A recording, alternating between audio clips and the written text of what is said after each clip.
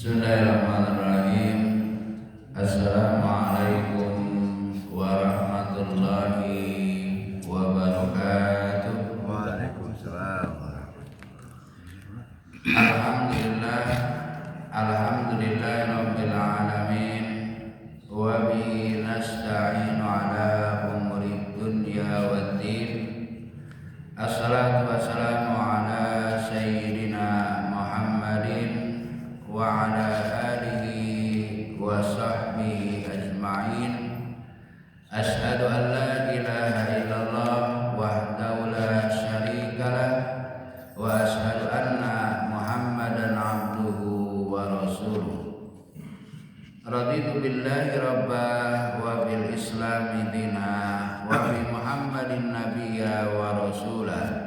Rabbis shrah sadri wa yassir li amri wahlul 'uqdatam min lisani yafqahu qawli, amma ba'd. Hadirin jamaah subuh rahimakumullah. Puji syukur mari kita sama-sama panjatkan kehadirat Allah Subhanahu wa taala atas segala limpahan karunia-Nya kepada kita. Salawat dan salam semoga tetap tercurah limpahkan kepada junjungan kita Nabi besar Muhammad sallallahu alaihi wasallam, juga kepada para keluarganya, para sahabatnya, dan para pengikutnya hingga akhir zaman. Jamaah subuh rahimakumullah. Surat Al-Fatihah adalah mahkota tuntunan ilahi. Dia adalah Ummul Quran, yang artinya induk Al-Quran. Banyak nama yang disandangkan kepada awal surat Al-Quran itu, tidak kurang dari 20 sekian nama. Dari nama-namanya dapat diketahui betapa besar dampak yang dapat diperoleh bagi para pembacanya. Tidak heran jika dianjurkan untuk menutup doa dengan Alhamdulillahirabbil alamin, atau bahkan ditutup dengan surat Al-Fatihah. Kita sudah terbiasa mengakhiri doa dengan Al-Fatihah. Bahkan di sebagian orang bukan cuma mengakhiri tapi juga diawali. Dari sekian banyak nama yang disandangnya, hanya 3 atau 4 nama yang diperkenalkan oleh Rasulullah Sallallahu Alaihi Wasallam atau dikenal pada masa beliau, yaitu yang pertama Al-Fatihah, yang kedua Ummul Kitab, yang ketiga Ummul Quran, dan yang keempat Ashabul Matsani. Al-Fatihah, banyak hadis Nabi Shallallahu Alaihi Wasallam yang menyebut nama ini, antara lain la sholata liman lam yaqra bi Fatihatil Kitab. Tidak ada atau tidak sah sholat bagi yang tidak membaca Fatihatul Kitab. Hadis riwayat Bukhari, Muslim, dan lain-lain. Jadi seperti itu. Kata Fatih yang merupakan akar kata dari Al-Fatihah itu merupakan artinya itu adalah menyingkirkan sesuatu yang terdapat pada satu tempat yang akan dimasuki. Ya, itu Fatih. Tentu saja bukan makna harfiah itu yang dimaksud dengan Al-Fatihah. Penamaan dengan Al-Fatihah ini karena ia terletak pada awal Al-Quran, dan karena biasanya yang pertama memasuki sesuatu adalah yang membukanya. Ya, kalau orang masuk masjid yang pertama kan beliau yang membukanya. Seperti Pak Idas biasanya yang pertama. Ya. Nah, itu seperti itu. Maka kata Fatihah di sini berarti awal Al-Quran.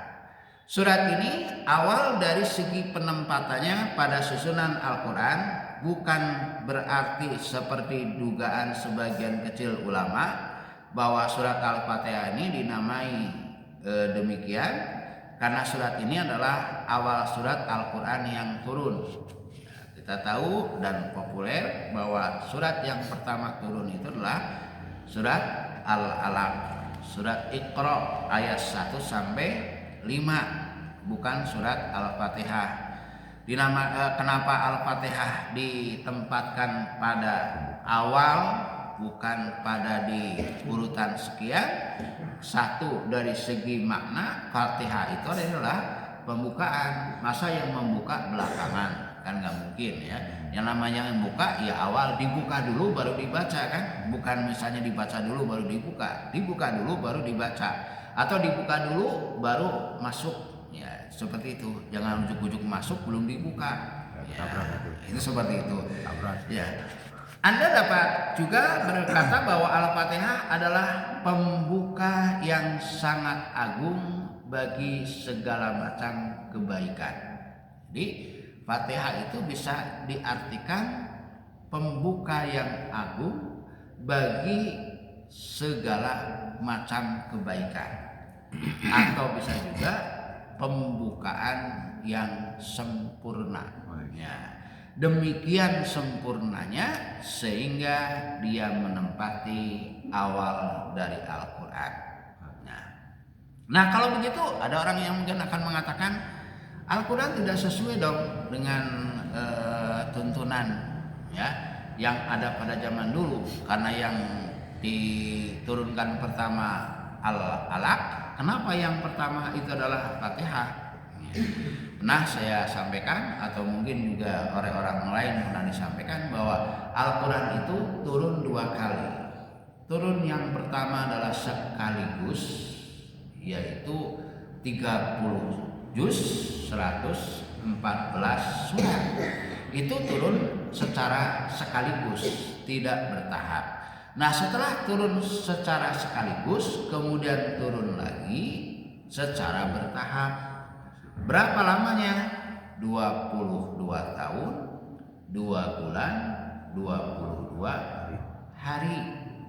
Nah, yang pertama turun itulah surat Al-Alaq, yaitu ayat 1 sampai 5 yang menurut sementara ulama terjadi pada bulan Ramadan. Tanggalnya ada yang mengatakan tanggal 12, ada yang mengatakan tanggal 17. Nah, mereka mengatakan bahwa 17 Ramadan itulah yang dikenal dengan Nuzulul Quran, hari pertama turunnya Al-Quran. Atau misalnya di surat Al-Baqarah kan ada Syahrul Ramadan alladzi unzila fihil Quran hudal linnasi wa bayyinati minal huda wal furqan. Itu seperti itu ya.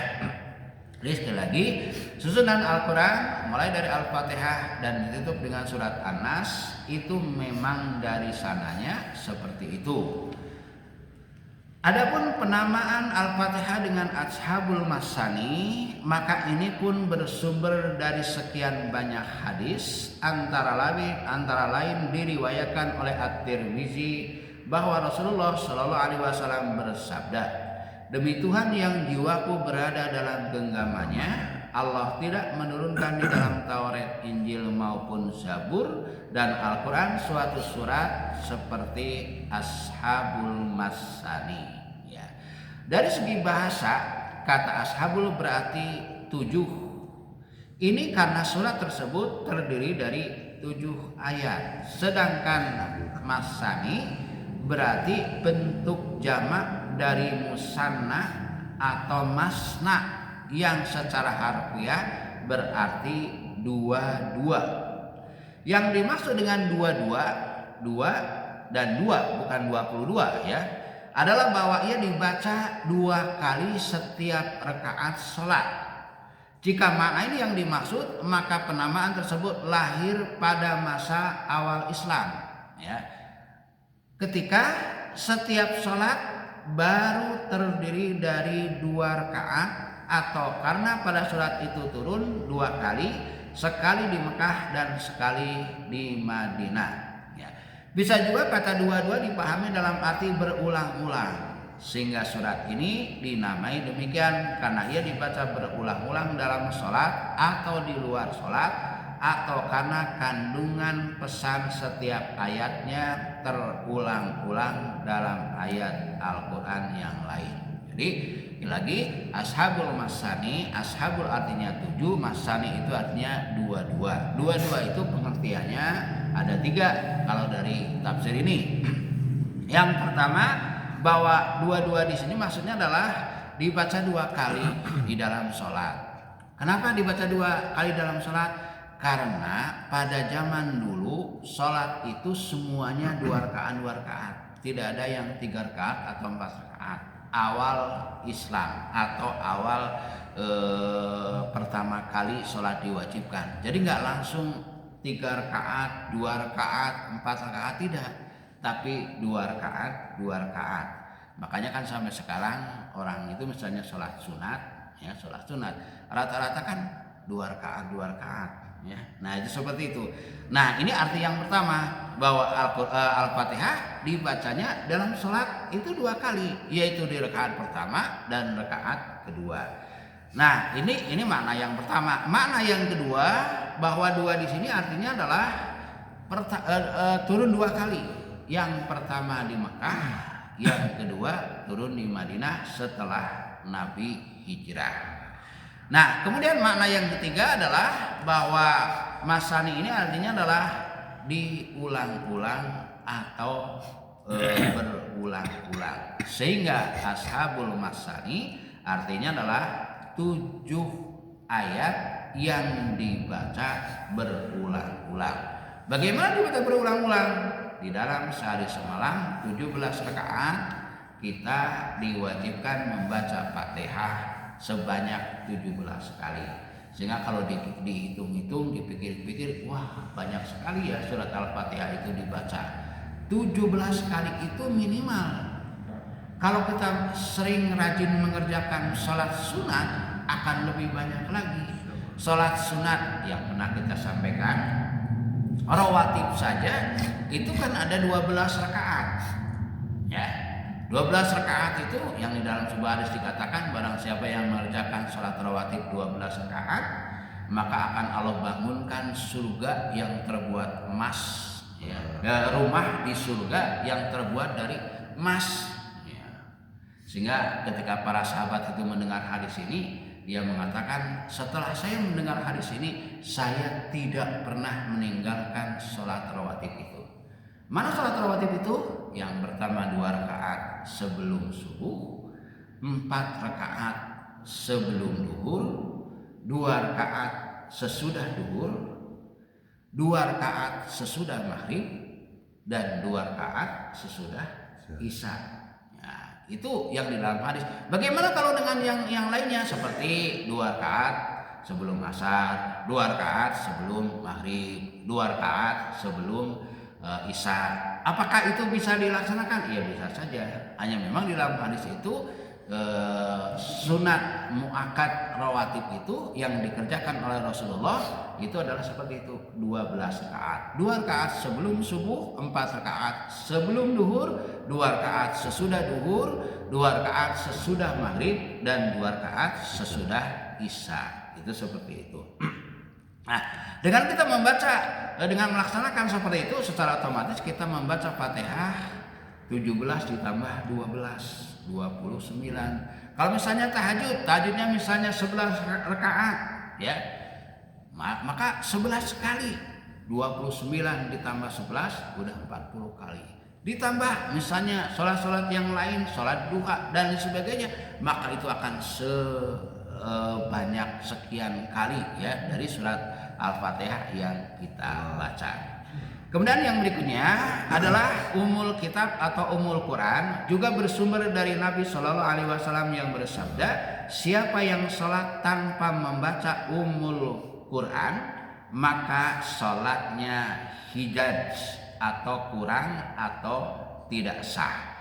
Imam Bukhari juga meriwayatkan yang kesimpulannya adalah bahwa Abu Sa'id Al-Khudri adalah salah seorang sahabat Nabi melaporkan kepada beliau bahwa ia membacakan kepada seseorang yang digigit ular Ummul Quran dan ternyata pulih kesehatannya.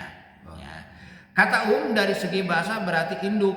Penamaan surat ini dengan induk Al-Quran boleh jadi karena ia terdapat pada awal Al-Quran sehingga ia bagaikan asal dan sumber, serupa dengan ibu yang datang mendahului anaknya serta sumber kelahirannya.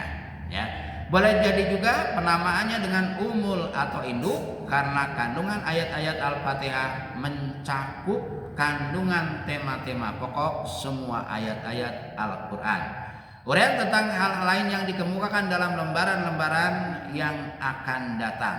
Itulah nama-nama Fatihah yang umum yang dikenal pada zaman Nabi Muhammad Sallallahu Alaihi Wasallam. Bukan berarti nama-nama yang lain itu salah. Namun demikian nama-nama yang lain adalah nama-nama yang bisa melengkapi, yang seperti tadi disampaikan di awal adalah untuk menunjukkan betapa besar dampak yang dapat diperoleh dari orang-orang yang membaca Fatihah. Demikian untuk awal pertemuan kita kali ini. Subhanakallahumma wa bihamdika asyhadu an la ilaha illa anta astaghfiruka wa atubu ilaik. Rabbana atina fid dunya hasanah wa fil akhirati hasanah wa qina adzabannar. Wa billahi taufiq wal hidayah. Wassalamualaikum warahmatullahi wabarakatuh. Waalaikumsalam.